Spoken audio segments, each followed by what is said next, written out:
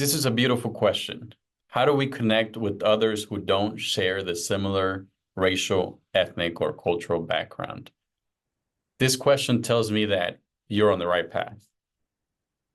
So first, I think we also need to consider that the connections that are made between people who share similar cultural or racial backgrounds can be formed based on the experiences, the lived experiences that occur within those groups, right?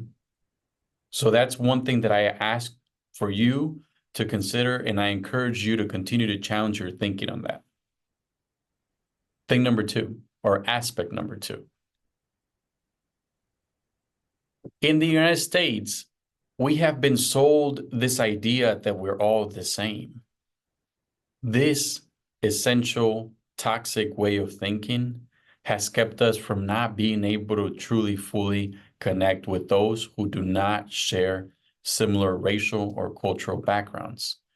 What I mean by that is, I cannot expect for me to come into a place and see you the same as me and think that a connection is going to be made.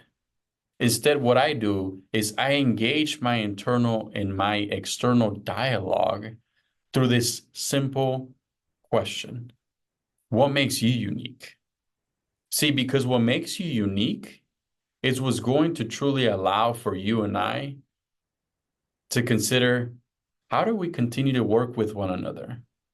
What do you bring into the table that I may not be able to bring in? What experiences? What language?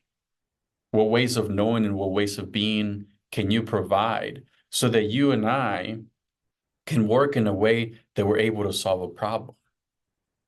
A problem like a puzzle, right? Think of it. A puzzle does not have all similar and same shapes. They all have uniqueness to them. They all have a different graphic. They all have a different shape. They all tell a different story of that puzzle. So if we're truly trying to put this puzzle together of connecting with one another, that's where we have to start. We have to be able to start right there with those unique things and nuances about one another, and also appreciating those uniqueness about each other. Great question.